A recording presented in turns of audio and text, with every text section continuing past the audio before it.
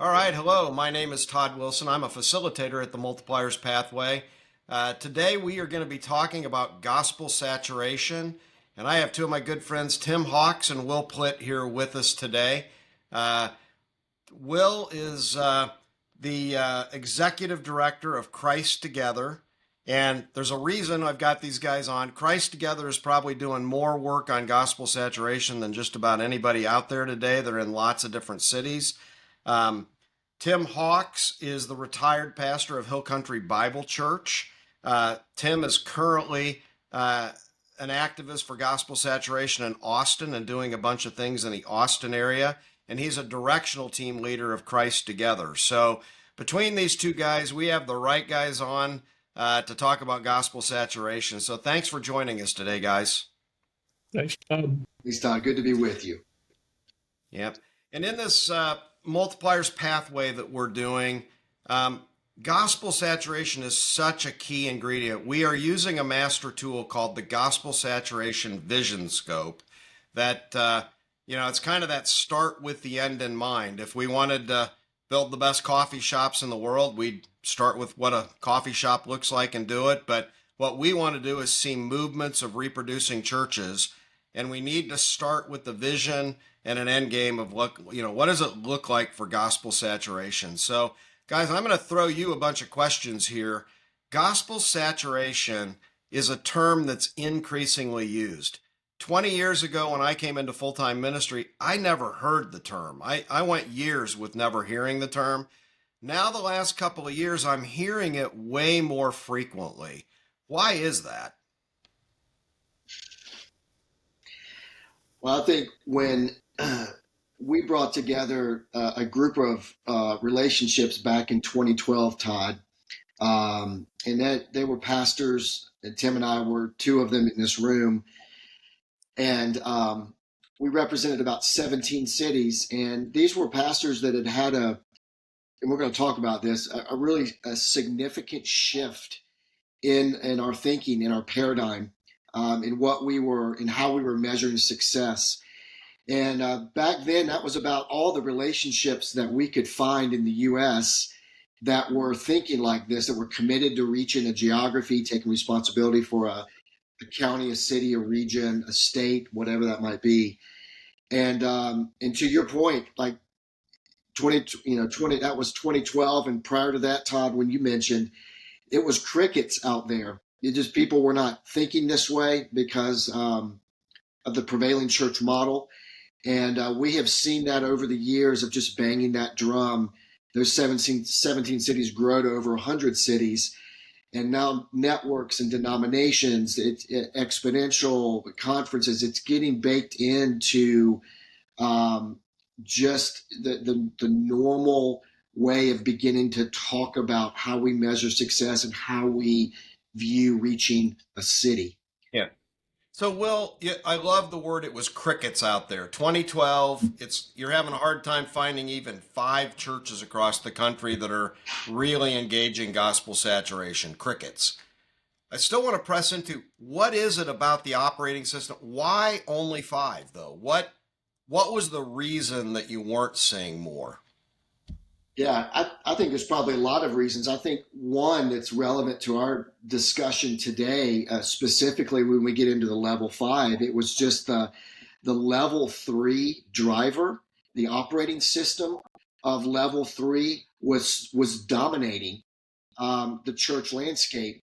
And when you look at that OS, there's a built-in code to that OS that views success as how do I grow a bigger and better church through addition, not how do I take responsibility for a geography that God has placed me in, and then begin to do that in a way that begins to answer Jesus' prayer in John 17 through not one church, but through the church. So the OS just, if I can use your words, I guess it kind of distracts people away from the gospel saturation conversation. They're so consumed in, pulling the levers that run the level 3 magnet operating system that it's out of sight, out of mind. In that same time period, we were doing a study to look for the top 25 reproducing churches in America, and it was just like what you're talking. We had a hard time finding 25 reproducing churches. So I still, before we want to move on, what's the cultural moment? Or is there a cultural moment that in 2010 to 2012, you're having a hard time finding a handful of churches? I'm having a hard time finding reproducing churches. Now, all of a sudden, there's an interest. What's the tipping point? Are we like, what's causing the shift in interest right now? Yeah, I would say that I think the awareness that we're losing ground in the United States became so prevalent, and the rate at which that's increased has become so clear to everybody. People started having to ask different questions. We've lost 40 million people that have left the church since 2010. And so I think around 2010, 2012, we were seeing the emergence of the nuns. The younger generations weren't coming to our churches as they did before. And so people started asking different sets of questions, which I think has opened up the door to this conversation about gospel saturation. Is it safe to say, Tim, that the embedded scorecard of success for level 3, just as it's not working as well, as it's getting, we're spending more energy, more effort to get less result, and we're not always even happy with the result we're getting. It's that difficulty in the scorecard that's getting people to now shift their focus to other things, I think is what I'm hearing you say. Yes, I think it's a difficulty. The scorecard actually allows you to have success in certain churches, certain programs, and certain giftings, success when overall the church in the United States is not taking new ground. So the church, I think the church currently struggles with a bifurcation where we expect our missionaries to do something different than what we do in our churches. And our missionaries are expected to go into a geography and saturate it with the gospel, and the church emerge out of the lostness of culture. And I think in our context, we don't have to stop and do that as long as there are more people coming, there's more money coming in, we can build more buildings, we can add new programs. That's level feature, then we will accept that definition of success. I actually think that gospel saturation came as we started seeing church planting movements happening in the mission field. And they started, the missiologists started coming back and talking about this phenomenon of these church planting movements. And they were all based in a concept called gospel saturation. How do we reproduce rapidly to saturate a geography or a country or a people group with the gospel? And so I think that the churches that were picking up on that, of which we were part of, we were actually getting our ideas in many cases from those successful church planting movements that were happening around the globe. Well, definitions really matter. We're throwing the term gospel saturation around. I remember just even in the last decade or two, missional was really big, but missional was a word that didn't have a common understanding with people and made it difficult. Even today in what I'd call the discipleship era, where lots of people are talking about discipleship, it means different things to different people. So there's not a universally embraced definition right now of gospel saturation. Why is it important for churches to have a working common definition?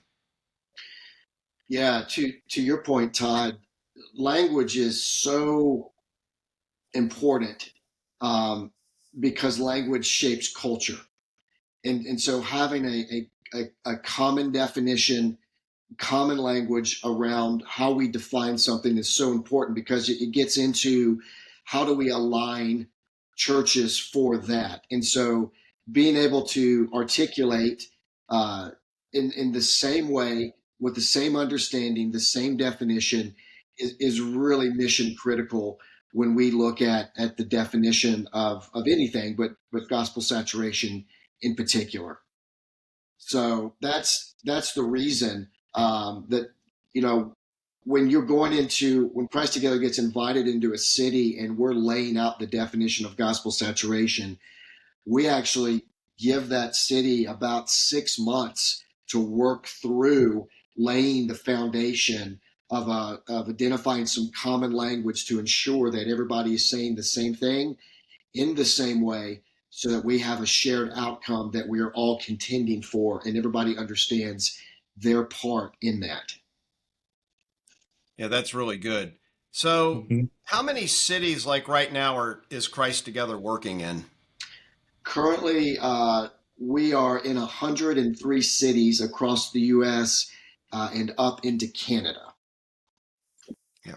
And the definition even of what it means to be working in a city, I'm assuming that means you're trying to provide the leadership to bring churches and ministries together for collaboration in that city toward gospel saturation. Is that what it even means to be in the 100 and some cities? Yeah, it means that, as Tim was sharing on a little bit prior to this question, it's pastors in a city that have had this shift in their thinking of, not just how do I grow a bigger and better church, but how do I reach or take responsibility for a geography. So it's where the Holy Spirit is working and moving. That's where the door gets opened, and then Christ Together really just functions as a neutral convener to create a common table where networks, denominations, and churches can come together to begin to pray and strategize around what God wants to do in that particular geography. And so we just act as a Switzerland, so to speak, to come in and be able to facilitate that conversation. Yeah. Well, this is where I'm an engineer at heart, and so I'm going to be pragmatic for our listeners. As an engineer, there's not a common definition of gospel saturation. We've got Christ Together working in over 100 different cities. I'm going to turn to a group like Christ Together for a definition of gospel saturation, since I can't go look it up in the dictionary and there's not a common one. So I think you guys have credibility being in all the cities you're in. So give us the definition of gospel saturation that you're using. Yeah, I'll give you the working definition of how we have defined it, and I'll let Tim add anything to it.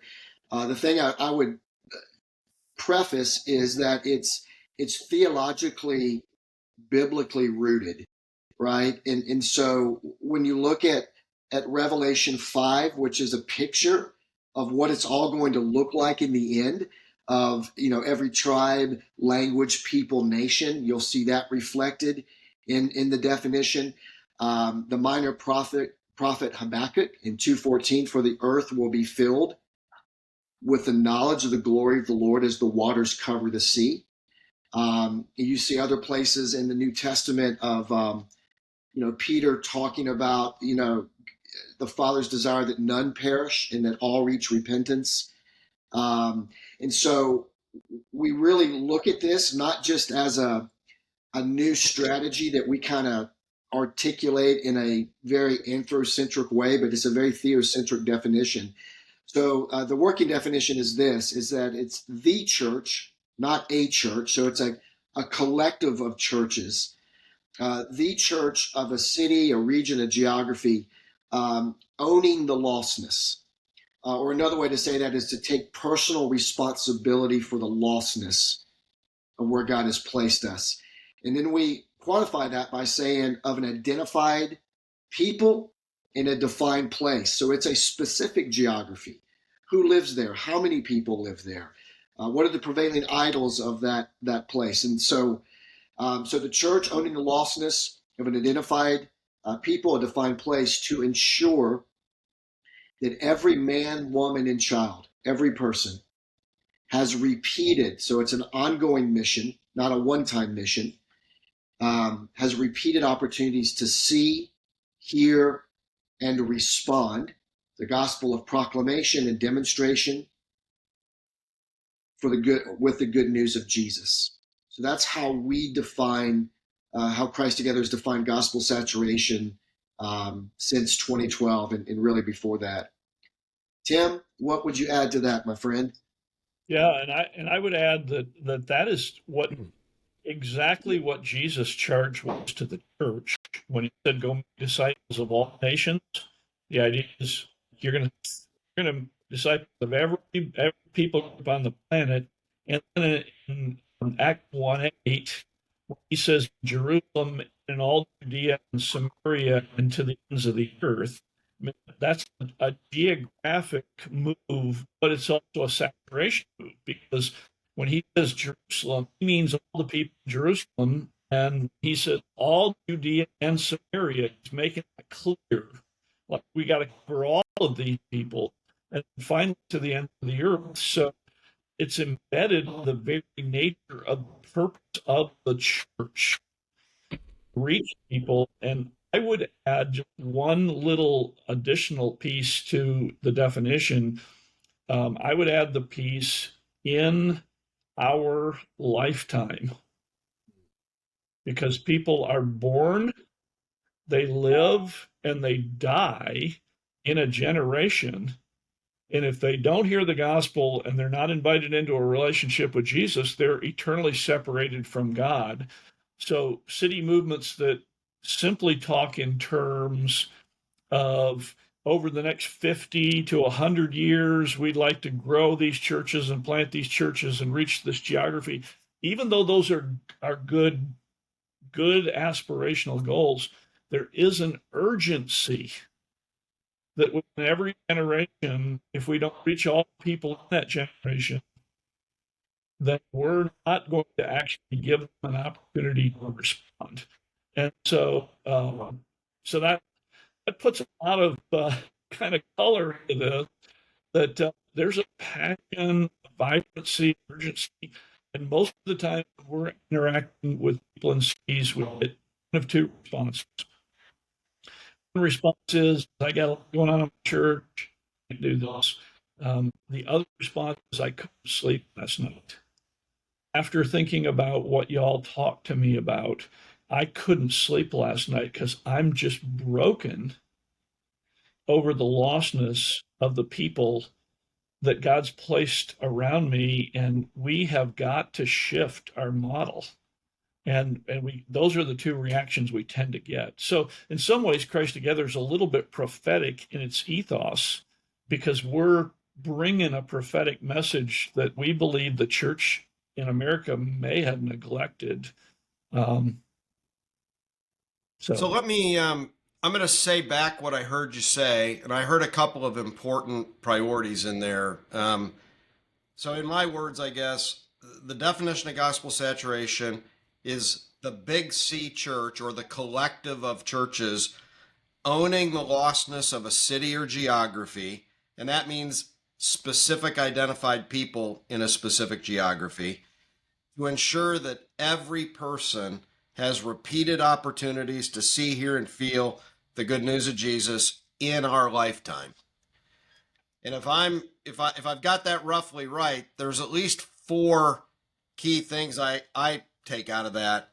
The collective, it's physically impossible to do that alone. Like the idea that in a geography, you're going to have word number two, repeated interactions that every single person hears, knows, and feels Jesus in our lifetime. So my words would be collective, every person, repeated, urgency. And you put all those together, and I think where the elephant in the room comes in is this idea of collaboration. So much of that level 3 magnet is our church growing big and maybe doing multi-site into some other areas. But to embrace this idea or vision that it is the entire lostness of an area down to the level of every person. Let's transition into that. Just seems insurmountable. Like that, if I'm just honest with you, it feels like, oh my goodness, that's like impossible. So talk to us about, and if I got the definition wrong, correct me too, but talk to us about some examples, or at least an example where in these 100 and some cities you're working in, how that comes to life, like what that looks like. I mean, Will, you mentioned you spent 6 months just getting the language together, which totally makes sense. But walk us through an example of where this is working and how that looks. Yeah, I think just to give you an overview of the framework, which I think would be helpful and answer your question, Todd, when Christ Together is invited into a city, we will identify and help them identify and convene what we would call the churches of influence in a geography. Now, I want to say that doesn't necessarily mean size at all. It means posture. It means there's a sense of urgency that Tim has mentioned. There's been a shift in their scorecard, or maybe even a commitment to the level 3 scorecard, and they see that it has failed. Namely, like their city is, or their geography is becoming more lost and broken, even though their church might be growing. So they're wrestling with some success factors there. So we will go in and convene those churches and spend a half a day with them, really unpacking 3 questions. What does God want for your geography? Secondly, what would it look like if God actually did that? And third, what would it take? And so we'll spend some time doing that. Then when we leave, they'll engage a couple of very simple resources that we have that takes them on a journey over the next 6 months to set conviction and to get alignment for the shared outcome of gospel saturation. So we always say that it's really a call to conviction before it's a call to action. If this isn't rooted at a convictional level within a pastor's heart, it'll be very easy for the pastor to opt out and to push back from the table.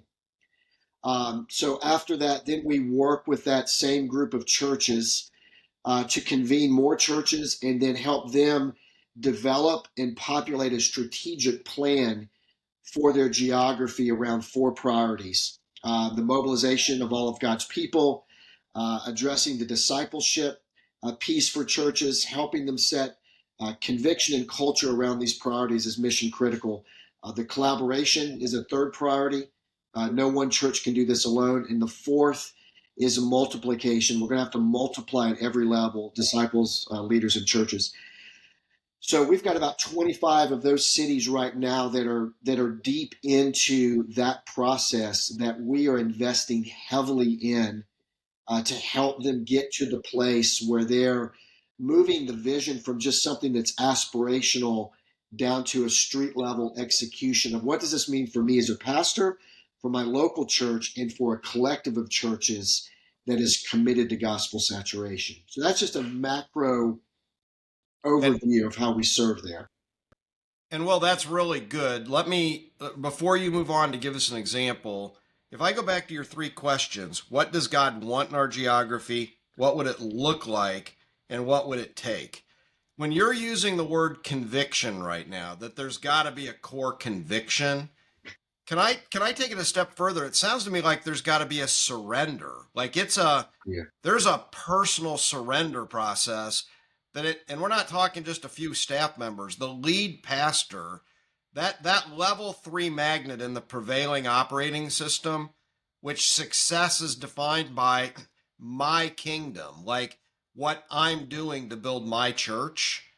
And these questions of what's it look like and what's it take to get there, it seems like the very first thing I've got to do is surrender my plans. Yeah. Is that fair to say? Like, Yes, it's absolutely true. If you don't move into a multiplication mentality, because as you said earlier, you will not accomplish this vision unless you're mobilizing and deploying resources beyond your local church. So if you don't move into a multiplication mentality, which is inherently investing in seeing new expressions of discipleship, new expressions of leadership development, new expressions of the church, if you don't have a giveaway mentality, then you will not be able to accomplish this. We often say that it takes every man, woman, and child to reach every man, woman, and child. That every person who's been placed in a geography has been called to play a role in that geography. So if a pastor does not surrender to what we would consider a biblical model of the church versus a cultural model of the church, which I think is more described in level 3 versus level 5, which is more seemingly a biblical model. If you don't surrender to that, it's too easy to preach great sermons and have great videos to set the sermons up and great small group curriculum and great. Anyway, everybody knows what we're talking about. Yeah. And I want to, I'm going to let you jump back, Will, just for our listeners. The framework of 3 dimensions of multiplication that we use within the Multipliers Pathway, I want for our listeners to see the synergy with what Will's talking about. Will talked about there's 4 priorities in gospel saturation. There is a disciple making at the core. We got to be making disciples. We have to mobilize everyday missionaries and people to get there. We have to collaborate in doing all that. And the fruit and the outcome has to be increased multiplication. So when we're talking about the 3 dimensions of multiplication, I want our listeners to see the synergy here. Disciple making at the core is 1 dimension. Mobilization for the purpose of disciple making. Our 3rd dimension is capacity building. Well, look what collaboration is. Collaboration is a significant capacity building far beyond what an individual church can do by itself. And the fruit is multiplication when it comes out. So there's an alignment of synergy between these 4 elements that Will's talking about in there. So, Will, is there an example that you would use out of the 25?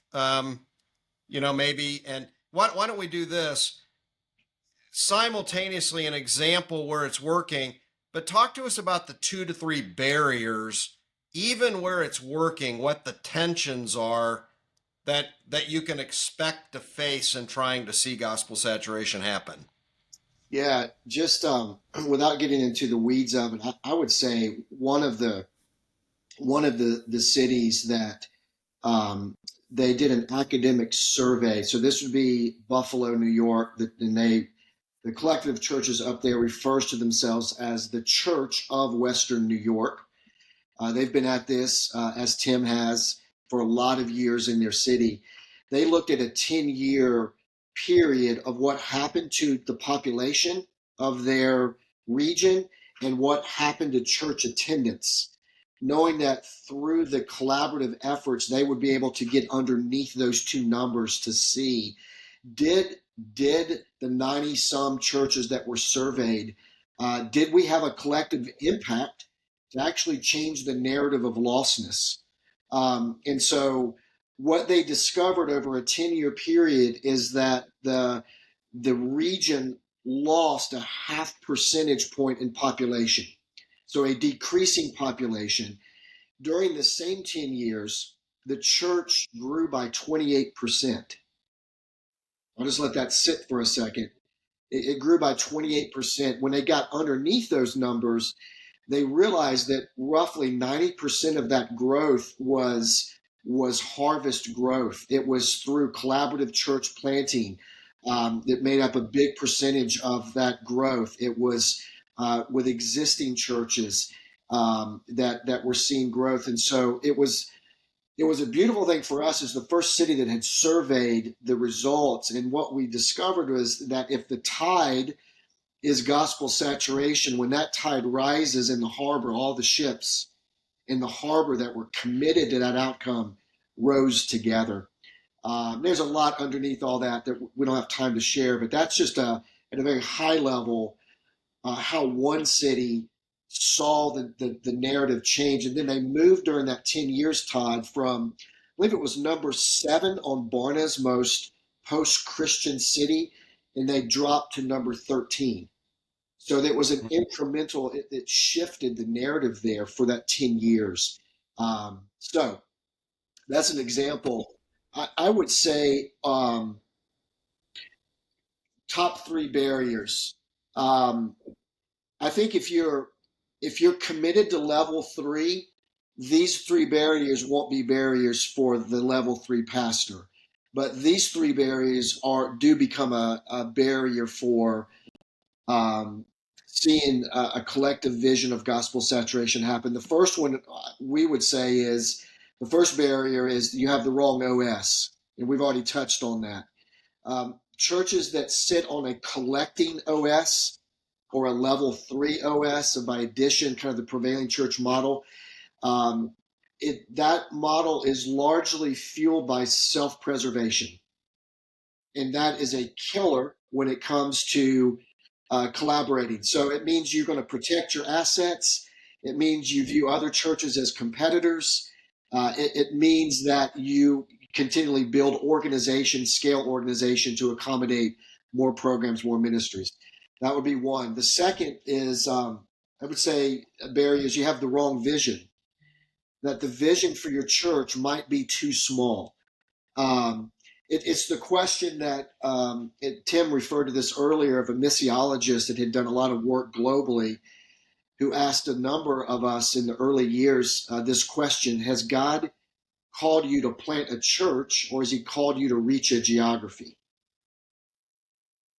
Those are two different OSs that get at that.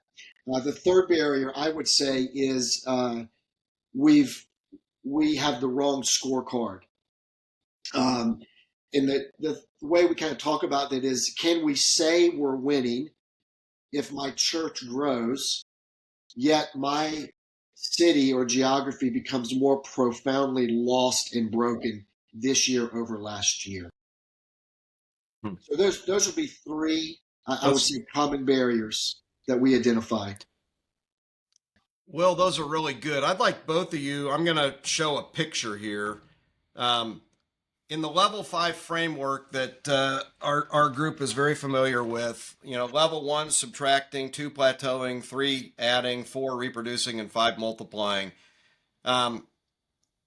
There's no way around what we call the death magnet, that the consequence of sin in the world is all people and all organizations are physically going to die someday. We live within that reality.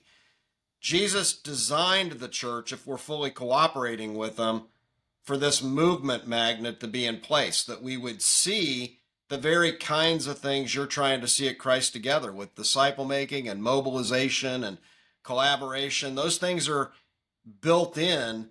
When we embrace the level 3, and I'm going to use your words now, operating system, the vision for level 3, the scorecard for level 3, we basically cancel out the impact of that movemental magnet, and we put our own sort of system at level 3 where that's defined as success.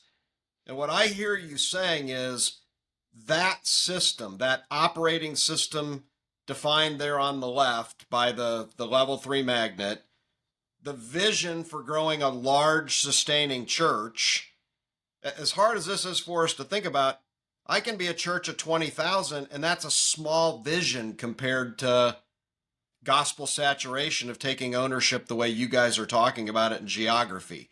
So this integration of the OS, the vision, the scorecard, I think we can explain it with the magnets that we've been talking about here, that we're kind of stuck.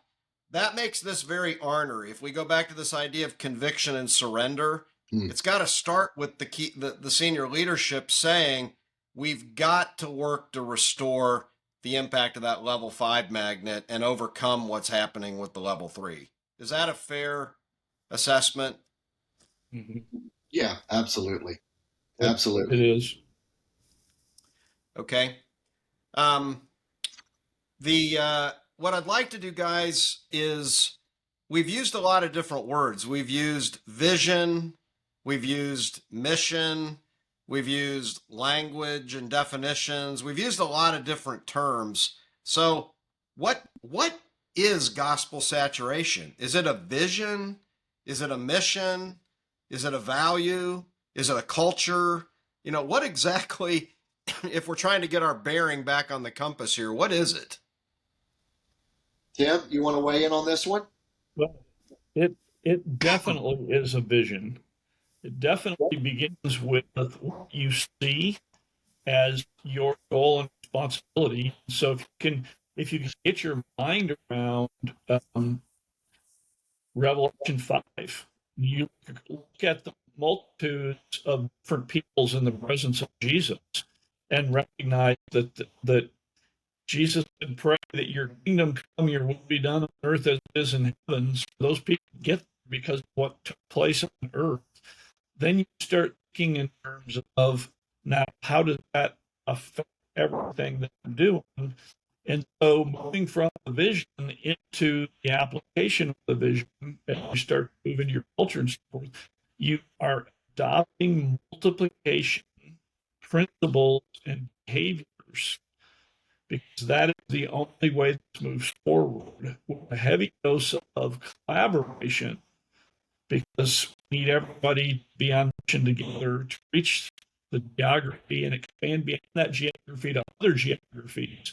So it conviction, vision, calling, passion, saying yes to Jesus. I don't know how you frame that up into your diagram, but that's where we're coming from. Well, it sounds like, Tim, it's not an easy, it's just one. It sounds like it's so holistic, it's got to integrate into all of the parts, is what it sounds like. We're using in the Multipliers Pathway a very simple definition that comes from Brian Zare of culture, that culture is the alignment of values, and values are not what we do, they shape how we do everything we do. Then that's got to align with the language and the narratives and the celebrations we do, and then the behaviors that we have. What I hear you saying is, to even get anywhere close to this conviction and surrender, we have to catch a vision for what something much greater than what could be. So the vision piece has to encompass what we're talking about. We also have to see how Jesus' Great Commission and our drive to have disciple making as our mission of what we're doing, it links directly to this gospel saturation vision. And then likewise, we've got to put a culture in place where the values we have, if we don't have a value of gospel saturation, meaning the idea of gospel saturation, it isn't what we do, it impacts how we do everything we do, from our programming to our collaboration to down. Now we've got to have a language that we're using that aligns with that. And ultimately, we've got to have behaviors then. The behaviors of what we do have to align all the way back through the values, the mission, and this vision we have for gospel saturation. Does that seem like a fair way of talking about it? It absolutely does. It does. And when we first started casting this vision nationally, what we ran into is that everybody at the time wanted to be involved in collaboration of some type. And what we began to look at were all of the movements in the United States that had been bringing people together, and what was the outcome of those movements. And what we discovered is if you do not put gospel saturation at the center, why you unify, like the bullseye, why you unify, then you can remain level 3 church. You don't have to make disciples who make disciples. You don't have to plant churches, and you can come together. So if we're going to solve social problems, we can all come together, keep level 3 churches, not impact the lostness of the community, and do social work. We can do prayer. I mean, there's racial reconciliation. All these things should be the outcome of saturating a geography with the gospel. Actually, when you put them in the center as the goal, that they become the bullseye, you can get churches that are level 3 to the table, bring money and people, just becomes another add-on to what they do.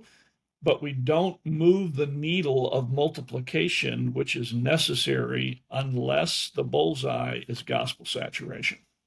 Yeah, Todd, something you said earlier that I'd want to go back to. It's pastors. We as pastors are so conditioned to view like words or like gospel saturation, missional, multiplication. I think we have a tendency to view that in the wrong light. We view that as a strategy, or we view that as a new app to download. But this is culture setting. This is getting alignment around God's why, and it's defaulting back into Jesus's missional prayer of John 17, a very missional prayer, where he asked the Father that we would be one. He could ask the Father for anything, but he says that we would be one. And then he says, why? Why should we be unified? And he says two different places, so that the world would know and believe that Jesus is the Messiah, the Son of God. So it's to Tim, Tim was saying, it's not unity for the sake of unity. That won't ever change or move anything. And it won't ever move a church beyond level 3. But when it's unity for the sake of mission, which is how Jesus defines it, now that conviction around God's why begins to now inform the what and how of everything that we will begin to do in the years ahead of us. That's really good. Let's, Tim, I want to kind of start making this personal. So you retired recently as a long-term pastor at Hill Country Bible Church. You're now engaging in gospel saturation activities to help in the town of Austin. I want to go back, though. Gospel saturation wasn't always at the heart of what you're doing. So talk just personally about you catching a vision for gospel saturation. Go back to when it happened, the aha moments, what was going on, and then part 2, how did that then transform or impact your leadership at Hill Country when that happened? Well, I'd come to Hill Country church meeting in a shopping center, 2.5-year-old church plant, and we started discipling people, sharing our faith. And every time we knocked down a wall or added a service, we grew. We started building buildings. And when God spoke to our elders and said, I want you to plant churches, we started hiving off churches. And we'd done a couple of those where we had people driving in from a distance. So we planted them in the area. But there were a couple of guys from Mexico City who wanted us to consult with them on church planting because we've done it a couple times. So therefore, in the U.S., you're the expert. You can read the book. You've done it a couple times. Anyway, I sat down with these 3 men, and they asked the question that changed my life. They said, we want you to help us reach our city with the gospel of Jesus Christ. I'm looking at 3 vocational guys in Mexico City that have 80 people meeting in the garage, and they're asking me a question about 24 million people. I couldn't get my mind around it. So we strategized around their neighborhood, 120,000, because the idea that anybody would even think about their whole city was just crazy. And I was leaving, the Holy Spirit spoke to me and said, Tim, you're not thinking about your city.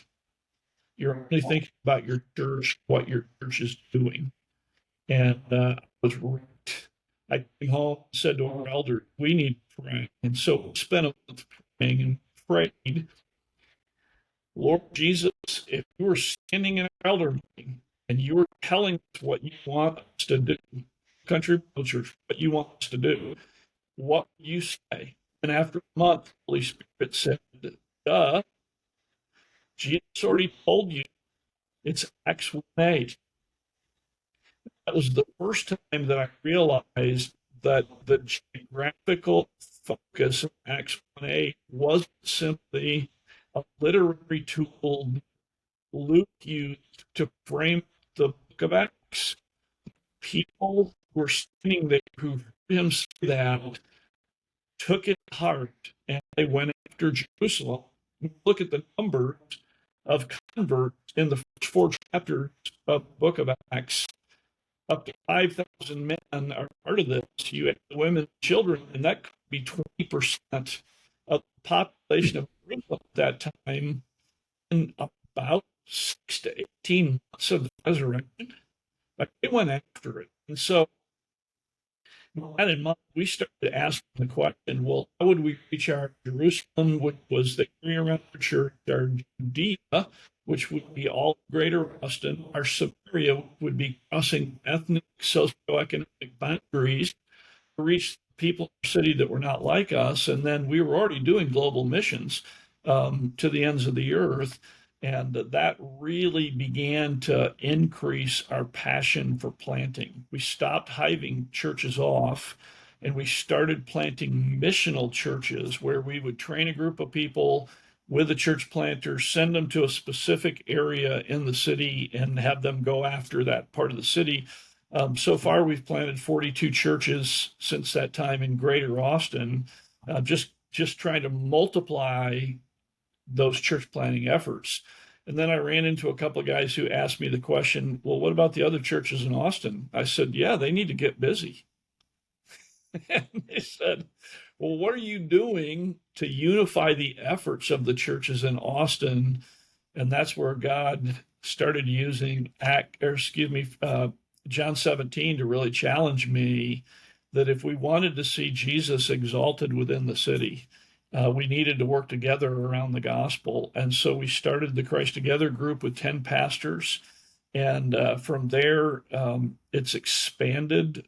We work together on several citywide evangelistic campaigns with up to 400 churches participating. We've got numerous churches that are owning geographical sections of the city. And it's not been easy, but it's been just a joyful journey shifting our focus, which didn't mean that our level 3 model immediately went away. And at some point we could talk about the things I've learned and I would do differently, but that was the genesis that got us going. And Tim, this idea that, what I hear from movement leaders is when you see movements and gospel saturation happening, those leaders see themselves as the pastors of a geography more than they do the pastors of an individual church. Just talk for a minute about that challenge. Like it's one thing to kind of get the conviction, but that transition in thinking and what that impact to you is. Yeah, so that's a big one. And one of the guys that mentored me when I came to Austin really had that framework in mind. So it wasn't that I just catalyzed this thing in Austin by myself. The Spirit was already working, and we find that in every city that invites us in. The Spirit of God is already working within people. But that mentor used to say to me, you have to decide whether you are the pastor of a church in a city or whether you are you're the pastor of, you are the pastor of a church in the city, or whether you're a pastor of the big C church in the city. So that had already been kind of floating around and some people were getting it. But we ask the pastors to start tithing their time outside their church to the city. That if you'd be willing in your 50 hours a week to take 5 hours and start contributing to the collaborative effort or mobilizing your churches in that direction. And what we found is that was hard. That was a walkaway conversation where pastor said, I can't do that.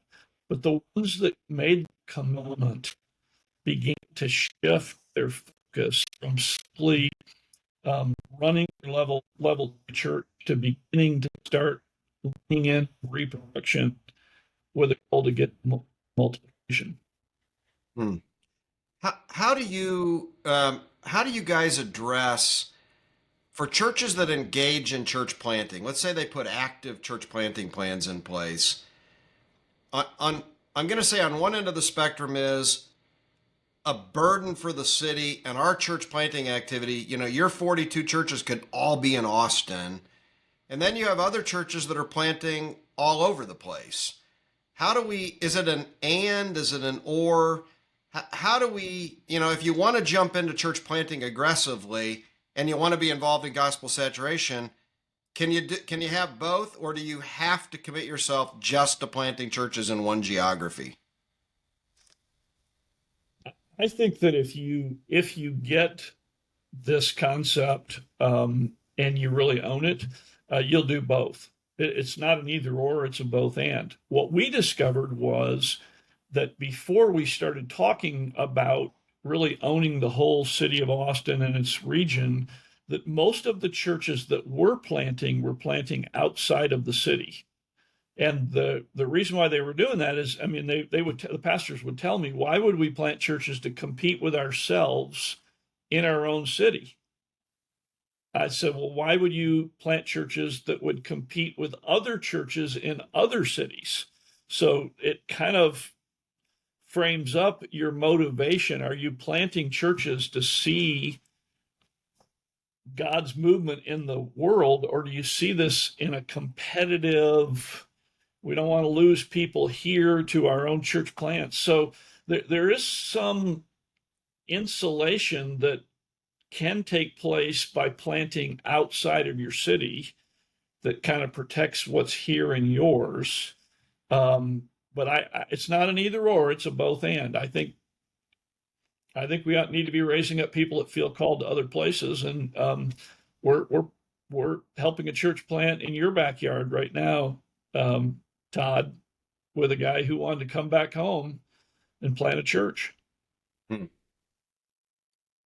So, Tim, as we wind down, and either one of you can jump in on this, but as we're winding down, Will identified the three barriers: the wrong OS, the wrong vision, the wrong scorecard as barriers to gospel saturation.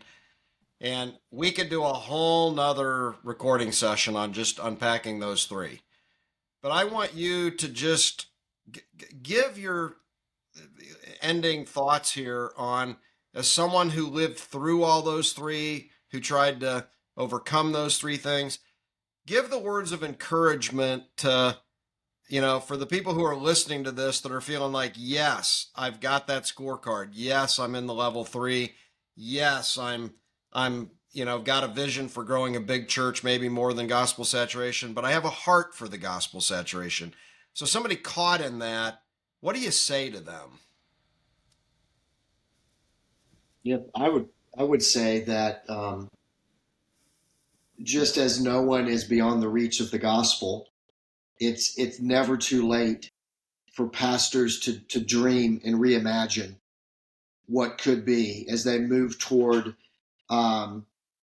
maybe realigning their thinking, their posture, their paradigm around what we talked about today. I think first and foremost, the vision for gospel saturation. We always say that before you can think about working together to reach a city, the vision has to start with you personally first. And I think for so many of the pastors that have made and are making these shifts in their churches, it really stems from, Tim mentioned his trip to Mexico City. For a lot of the pastors that we encounter here, there's a deep lament that is happening among pastors as they're kind of taking their eyes off of what's just happening on Sundays and inside their four walls to see the harvest and see the brokenness in more of the ways that Jesus sees that. And I think that's where it begins, of having a Jeremiah moment, of having a Paul moment, of having a Jesus moment where Jesus wept over the city that was about to betray him and turn on him. And we've just seen, like, as a way of encouragement, God so honor that. And it's not easy, but it's right. And God honors that, and he works through that. And so that would be my encouragement to pastors, if it's never too late. And look at this as a long view. This is not a microwave strategy. This is a crock pot that's got to cook for a long time in order to begin to tenderize the meat, and so that it's more enjoyable to eat. Guys, this has been, oh, go ahead, Tim. I would just add that at the end of the day, Jesus gave us a micro strategy, which was go make disciple makers. That's a micro strategy. And Jesus' way was personally investing in a group of people. It wasn't trying to do it through a program of the church or through a class. It was personally working with people to help them embrace the Lordship of Jesus Christ and the behaviors of a disciple. That's why he said, teaching them to obey all that I've commanded, not teaching them all that I've commanded. Learning the commands and learning to obey the command are radically different. One is a level 3 strategy, learn as much as you can, but multiplication strategy has to do with being living and living those things out. So whatever you do as a pastor, if you try to figure out a way for gospel saturation through the program approach, you're going to get stuck. I've talked to thousands of pastors over the past 10 years. You're going to get stuck. Best thing to do is personally start. If you will take a couple people and begin to disciple them the Jesus way, and they become disciple makers, you will be surprised after 3 or 4 generations how you are beginning to change the culture of your church and beginning to change the strategy. So at least obey Jesus and start with personal discipleship and watch what God does and how he blesses that in your life. And that will be a catalyst for you to be able to move forward. Well, guys, I want to thank you for your time today. This has been really a good learning thing for me. I've been very encouraged by this. Helps connect some dots for me personally. I want to highlight, you used the word micro there, Tim. For those that are traveling through the Multipliers Pathway, we're helping you at the micro level. We're helping you as a church to get this vision for gospel saturation and understand how these parts fit together. If I jump to the macro, though, there is no way, as we've heard today, to get to the gospel saturation without collaboration. And that's what I'm going to call the macro. That's what Christ Together specializes in. You need to, at the micro level, embrace the vision, get the values in place, jump into the behaviors, but you've also got to be involved in a more citywide effort like what Christ Together is pulling together. And I can't more strongly recommend for all of those that are going through Multipliers Pathway, you need to either jump into an existing Christ Together effort in your town, or you need to reach out to Tim and Will and talk about potentially what it might look like to get something started in your town. So, guys, thank you for taking the time here. Thank you. Appreciate you.